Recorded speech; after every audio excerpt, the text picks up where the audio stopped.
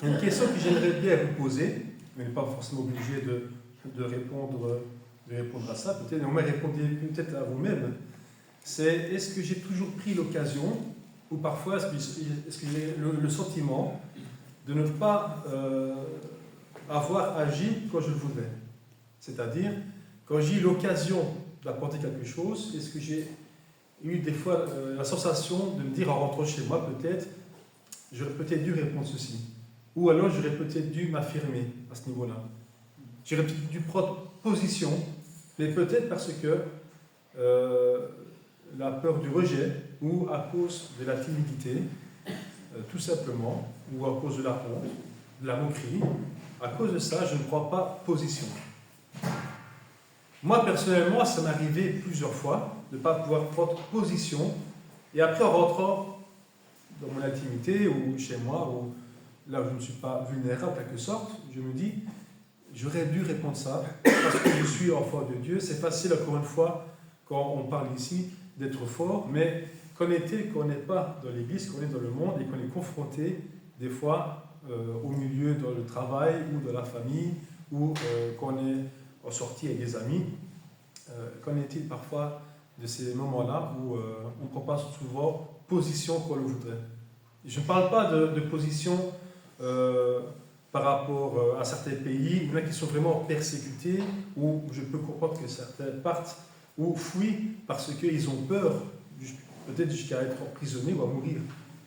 Je parlais d'un contexte ici où nous sommes en Belgique, où on n'a pas grand-chose à craindre physiquement en tout cas, si ce n'est que la honte ou la moquerie. C'est vraiment, pour moi je pense, les seules raisons qui parfois nous empêchent, quand on voudrait vraiment intervenir, je dis, parce qu'il y a plein de raisons. J'ai pas envie, ça me dérange, j'ai pas envie de travailler et de servir le Seigneur, ça c'est autre chose. Mais j'ai envie, j'ai la motivation de le faire, mais je n'ose pas le faire parce que j'ai peur de la réaction des autres, tout simplement.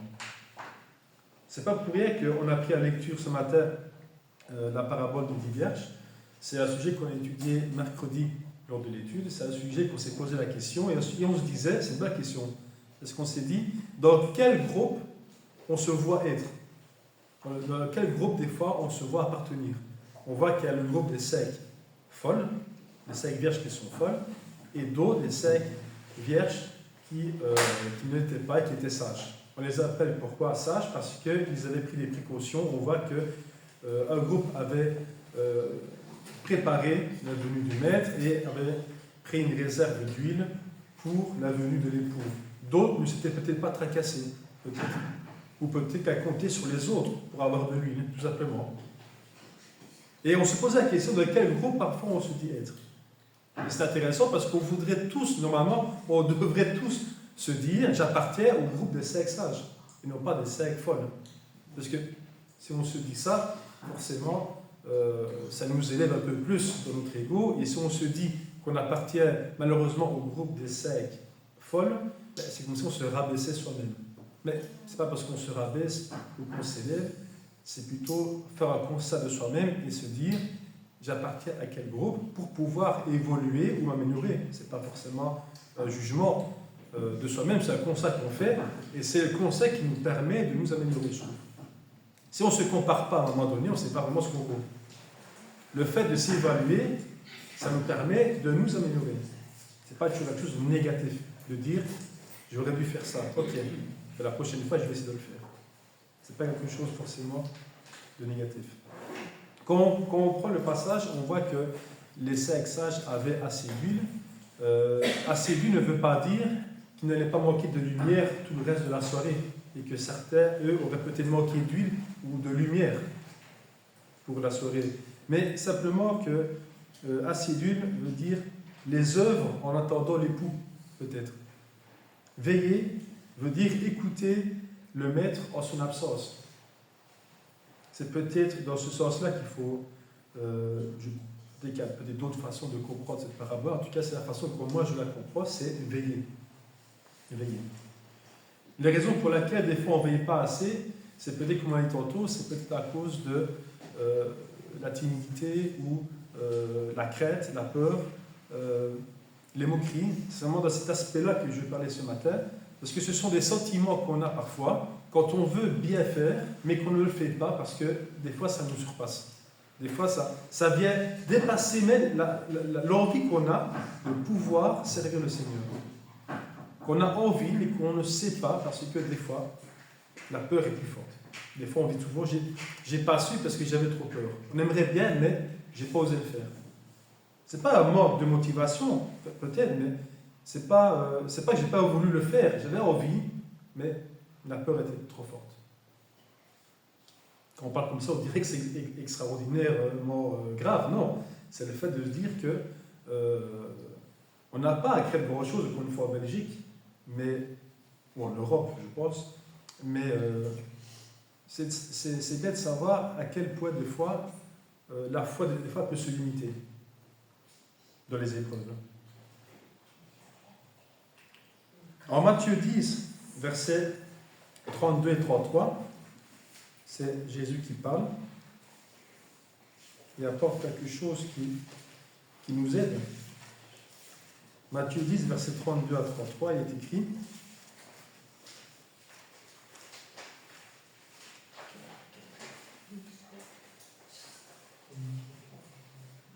c'est pourquoi quiconque me confessera devant les hommes, je le confesserai aussi devant mon Père, qui est dans les cieux.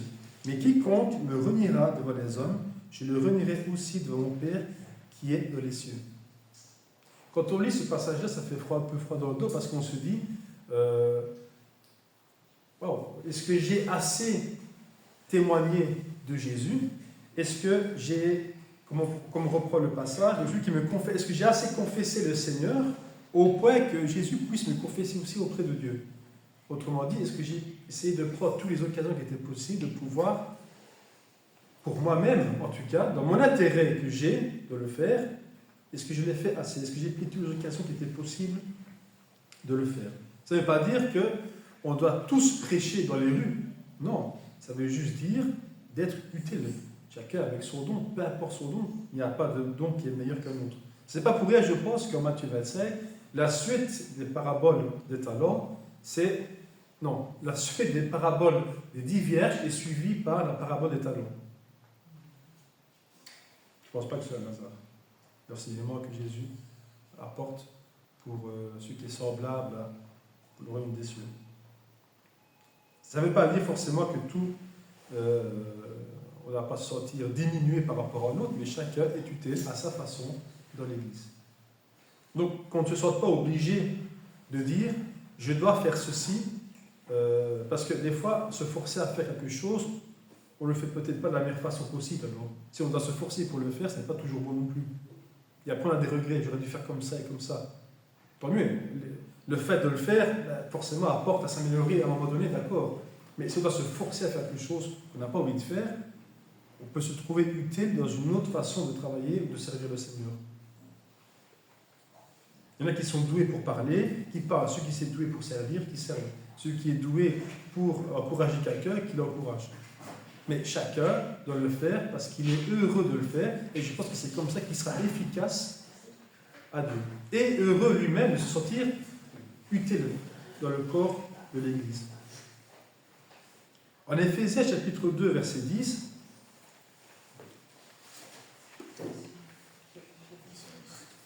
Éphésiens chapitre 2, verset 10,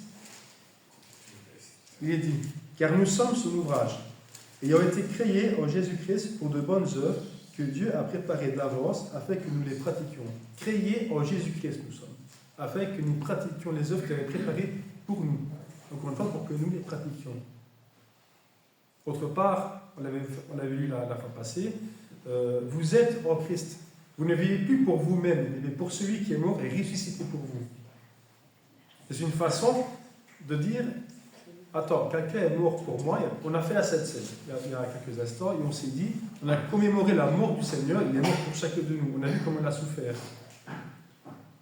Si aujourd'hui je ne prends pas conscience de ce qu'il a fait pour moi, quelqu'un de logique, parce que ça s'est passé il y a 2000 ans, on se dit, c'est un peu tard, on s'imagine les choses, mais bon, on y croit, d'accord, mais on se dit, voilà, si ça arrivait juste avant, le jour avant, dans sa propre famille, forcément, je courrais après le gars qui est sauvé ma famille pour être tous les jours reconnaissant de cette personne là-bas. Mais aujourd'hui, l'homme marche par la foi, le chrétien en tout cas. Donc, il n'a pas besoin de voir pour croire. Il sait ce que le Seigneur a fait. Même si c'est passé à 2000 ans et que son sacrifice demeure éternellement efficace, je n'ai pas besoin d'avoir du recul pour me dire, oui, il a fait ça, mais bon, on verra bien. Non, on est certain parce qu'on a la foi. Aujourd'hui, quelqu'un est mort pour moi et pour mes enfants. Si je prends quelque chose qui me tient à cœur, je devrais tous les jours courir après lui normalement. Enfin, je ne sais pas, je vais peut-être dans une certaine extrême, mais je ne pense pas être dans cette extrême-là. Quelqu'un qui s'aime soi-même et qui aime son prochain, qui aime sa famille, sa femme et ses enfants, et savoir que quelqu'un est mort aussi pour eux, je me sens obligé, pas me forcer, mais je devrais chercher toute occasion de pouvoir le servir, si je peux, quelque chose, la reconnaissance au moins. Créer en Jésus-Christ pour des bonnes œuvres. C'est pas toujours facile, mais quand on s'encourage comme ça réveille un peu, ça bouillonne un peu à l'intérieur, parce qu'on a envie d'être actif, on a envie d'être utile au Seigneur, on n'a pas envie d'être endormi, parce qu'au limite on ressort là à tout le monde en fait. Mais encore une fois, c'est pas facile de dire ça quand on est au moment même, quand on est en groupe, quand quelqu'un se moque de quelque chose parce qu'il dit tiens, celui-ci, au moment tu vas à l'église, tu es croyant, qu'est-ce qu'il peut encore croire aujourd'hui quelqu'un sur quelque chose, mais dit non, moi je crois en Dieu parce que je suis certain que Dieu existe, il m'a sauvé par son Fils, et ainsi de suite, on se doit et ainsi de suite, témoigner. C'est pas facile de dire ça devant quelqu'un qui se voit pour se moquer de vous. Des fois, faire la politique de l'autruche, ça veut dire que je préfère ne rien dire, ressembler au groupe, comme ça, forcément, je ne ressors pas du lot, donc du coup, je reste intégré dans le groupe, je ne suis pas rejeté, et grâce à ça, je me trouve bien, je suis confortable.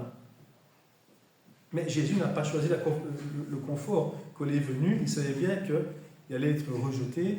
On le voit dans sa prière qu'il avait des angoisses, parce qu'il savait ce qu'il allait l'attendre. Et malgré toutes ces choses, il aurait pu, s'il voulait Jésus, il aurait pu ne pas aller jusque-là, parce qu'il savait ce qu'il allait l'attendre. Il aurait pu dire, lui le premier, j'ai rien à faire ici, je ne suis pas ici pour moi, je suis ici pour vous. Nous, aujourd'hui, on n'est pas ici non plus pour nous-mêmes, et aussi pour notre prochain. Mais voilà, certains vont dire, oui, mais c'est quand même Jésus, il a fait des choses que peut-être l'homme ne peut pas faire, mais Jésus a dit aussi, vous ferez des choses plus grandes que ce que moi j'ai fait. On n'a pas l'excuse de dire je ne veux pas ou je ne peux pas. Mais quand on est conscient réellement de quelque chose, je pense que les barrières sautent. Mais quand on se dit ouais, c'est vrai, Jésus est mort pour nous, maintenant on va à l'église, c'est bien, j'essaie de bien agir, on essaie de le faire du mieux qu'on peut, je suis certain, mais parfois, des fois, quand c'est dur, on a tendance à, ne serait-ce que, et qu'on considère vraiment qu'est-ce qu'on a à craindre, c'est pas grand-chose. Hein. Mais le peu qu'on a à craindre, parfois est paralysant parce que pour le peu qu'on a à craindre, on se dit je vais peut-être tout perdre. Le problème c'est qu'on se bat pour conserver quelque chose du monde et non pas pour quelque chose qui n'appartient pas au monde. Quand Jésus dit en Jean 17, je ne te prie pas pour les ôter du monde, mais pour les préserver du monde, il s'adresse à ceux qui vont croire en lui par leur parole et ainsi de suite jusqu'à toute génération. Il fait comprendre qu'il ne veut pas les préserver, il ne veut pas les ôter du monde, mais préserve-les du monde. Aujourd'hui, nous, on ne peut pas se préserver du monde si on veut s'attacher au monde, ce n'est pas possible.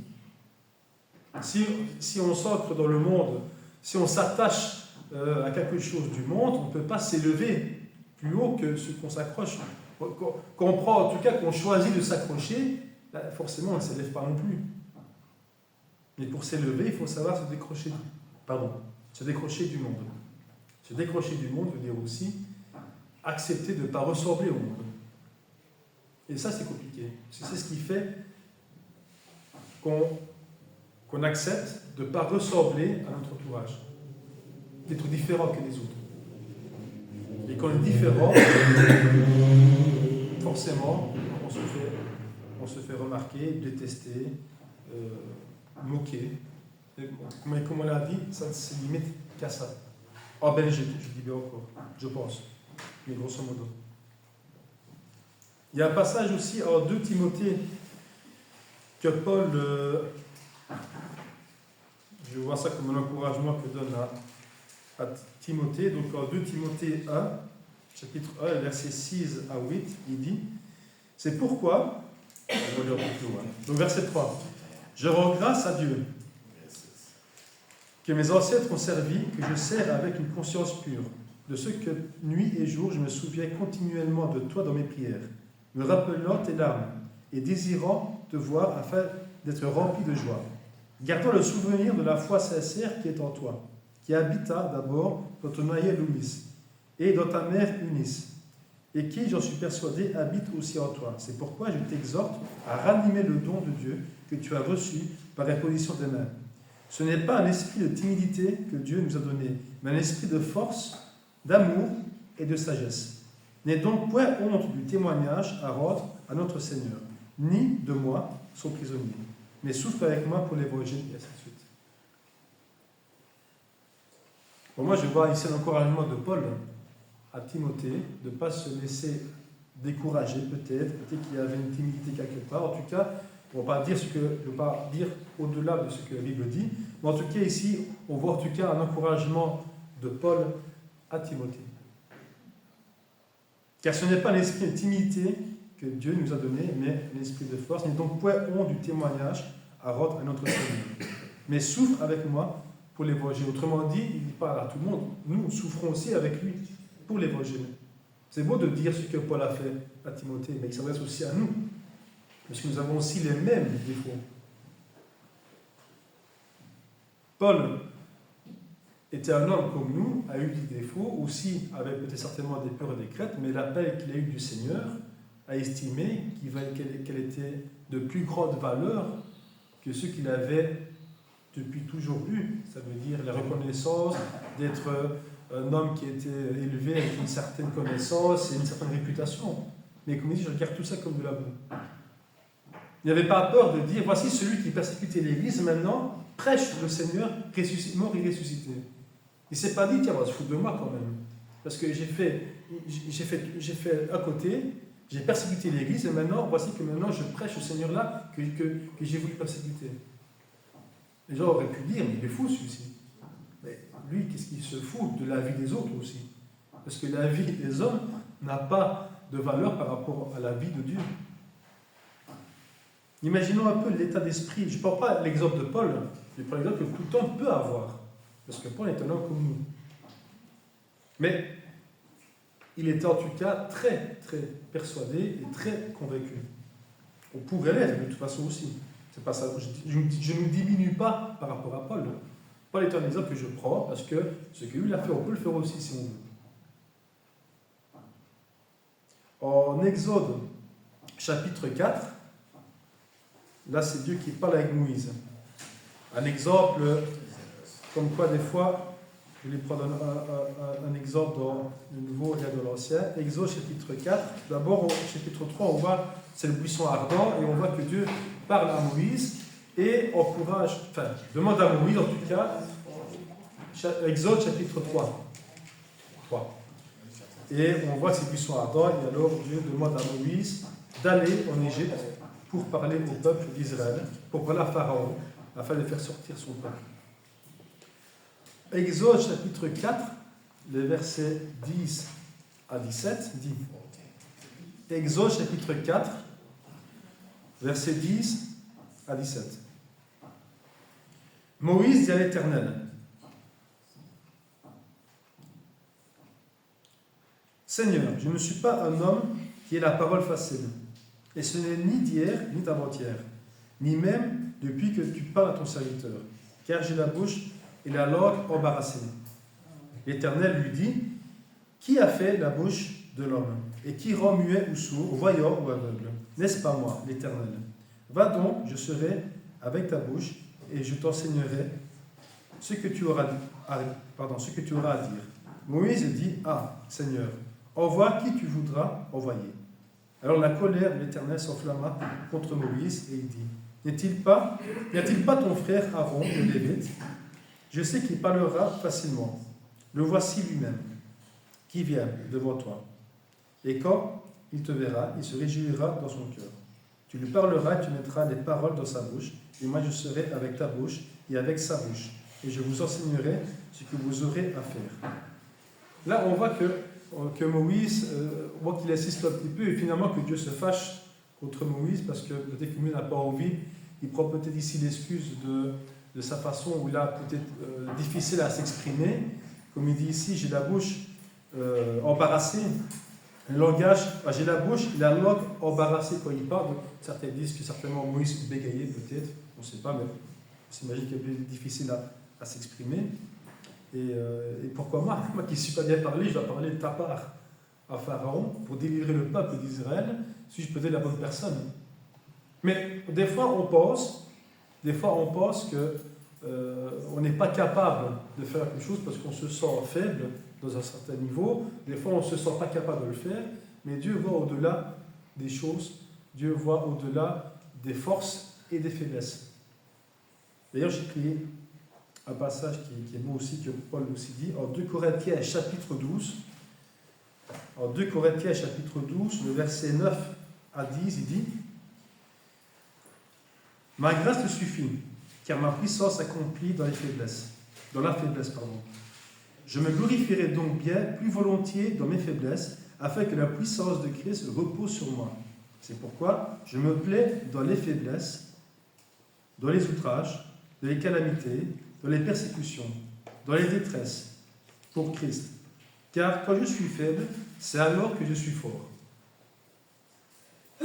Des fois, on pense que quand on est faible, on ne va rien faire de bon parce qu'on se sent peut-être, on n'est pas fort, c'est pas le moment de...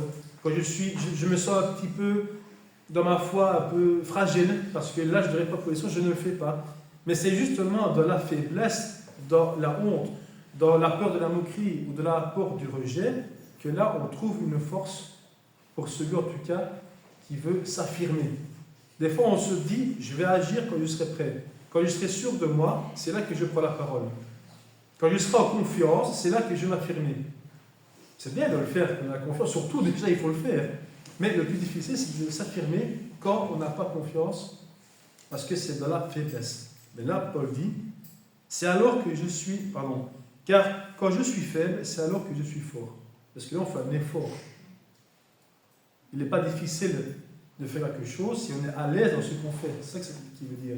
Mais le fait de s'efforcer à faire quelque chose dans nos faiblesses, là, on fait un effort surhumain, en quelque sorte. Là, on va chercher quelque chose. C'était quelques mots que je voulais partager avec vous, parce que on a tous des faiblesses, on a tous peur chacun a ses peurs d'ailleurs, de toute façon. Il n'y a pas de honte à avoir. L'autre a une peur de parler en public, l'autre c'est une peur qu'on se moque de lui. On a tous peur parce qu'on a peur du jugement, parce qu'on dit qu'est-ce qui va penser de moi, qu'est-ce qu'on va dire de moi, est-ce qu'on va encore être ami avec moi, est-ce qu'on va encore vouloir être avec moi, tout simplement parce que s'il n'y a plus personne, on est seul. Mais même si on est seul, on sait que Dieu, lui, est présent. Alors c'est vrai qu'au moment même, ça fait plaisir à entendre, mais parfois on se dit, je veux quelqu'un physique à côté de moi. Je veux quelqu'un qui soit là vraiment, pour ne pas montrer à tout le monde que je suis encore seul en plus. Parce que des fois, on est gêné de se sentir mal à l'aise et de montrer qu'on est mal à l'aise. Des fois, on rougit. On a peur de montrer que physiquement, on est atteint. Et des fois, ça va même plus loin parce qu'à cause de ça, on a parfois même un blocage. Et on a même peur, la prochaine fois même, d'essayer de s'encourager soi-même pour essayer de dépasser ça. Et la peur de faire ça fait qu'on ne le fait pas. Alors, du coup. Mais encore une fois, il dit, c'est quand je suis faible que alors je suis fort. J'ai pris ça comme sujet parce que je suis concerné par ça et je pense que tout le monde peut l'être d'une façon ou d'une autre, certains plus, certains moins. Il n'y a pas de qui a plus peur que l'autre, il n'y a pas ça. Mais il est bien de s'encourager ensemble à prier les uns pour les autres parce qu'aujourd'hui, On a peur parfois d'exposer ses faiblesses. Priez pour moi parce que j'ai besoin de ça, parce que ça prouve alors que j'ai une faiblesse là-dedans et je veux que personne ne le sache parce que je suis gêné peut-être. Il n'y a pas de honte à être gêné dans une faiblesse parce que si je ne m'adresse pas à mes frères et sœurs, je peux comme prier à Dieu et Dieu sait mes faiblesses. On n'a pas d'exposer ça à tout le monde s'il n'y a pas besoin. Mais certains ont besoin de savoir qu'en demandant ça, pardon, mes frères et sœurs, eux vont intercéder aussi pour moi. Et ça m'encourage de savoir que mes frères et sœurs prient aussi pour moi, pour ma faiblesse. Certains n'ont pas besoin. C'est pas un problème. Mais certains ont besoin de savoir qu'on prie pour moi. Parce que ça nous encourage. Je ne suis pas seul. Il y a un côté qu'on aime bien, le 303, moi que j'aime bien en tout cas, les peurs, les craintes. Et en fait, j'ai gardé dans le dictionnaire parce que je m'étais dit, tiens, les peurs, les craintes, je pense que ça voulait dire la même chose en fait. Mais c'est très lié. Quand on prend la définition du mot peur, il dit, c'est une émotion immédiate, souvent instinctive et irrationnelle, pour le mot peur. Le mot crainte, qui est très semblable, dit, c'est une émotion réfléchie ou intellectuelle, souvent tournée vers l'avenir, pas forcément dans le moment présent. On pense déjà ce qui va passer plus tard. On a pris la réaction, comme un examen, où on sait ce qui va se passer plus tard, comme Jésus par exemple, qui était dans sa prière et qui avait des angoisses, parce qu'il s'imaginait déjà ce qui allait lui arriver, par les soldats, la façon dont il devait être traité. Il devait mourir, il le savait. Peur, crainte, c'est la même chose. Mais je pense qu'il y a une toute petite distinction, mais bon, je pense qu'on peut dire que... Mais en tout cas, quoi qu'il arrive, c'est que n'ayons pas peur, n'ayons pas crainte, n'ayons pas peur des moqueries, du rejet. Jésus a subi bien pire. Et si on est conscient que, encore une fois, toutes ces choses prennent fin un jour. Donc, à partir du moment où on sait bien qu'à un moment donné, ça va prendre fin, c'est peut-être plus facile à accepter aussi l'épreuve. Parce qu'on sait bien qu'à un moment donné, ça va s'arrêter. Et même si ça s'arrête quand on est mort, n'empêche qu'aujourd'hui, notre vie sur Terre n'est pas la vraie vie non plus. C'est ça qui nous attend après qui est la vraie vie. Des fois, on a peur d'assumer quelque chose, sachant que je vais devoir assumer ça toute ma vie. Mais ça, c'est pas ta vie. On est pèlerin ici. On est voyageurs. On a la vraie vie. C'est ce qui nous attend plus tard, avec le Seigneur. Donc, battons-nous pour quelque chose qui en vaut la peine, pas pour quelque chose qui n'en vaut pas la peine. Aujourd'hui, on se bat pour quelque chose qui est charnel, qui est sur terre, mais tout ça est périssable. Battons-nous pour quelque chose, lui, qui est éternel et que Dieu nous a promis d'ailleurs. C'est ça qu'on doit se battre pour des bonnes valeurs.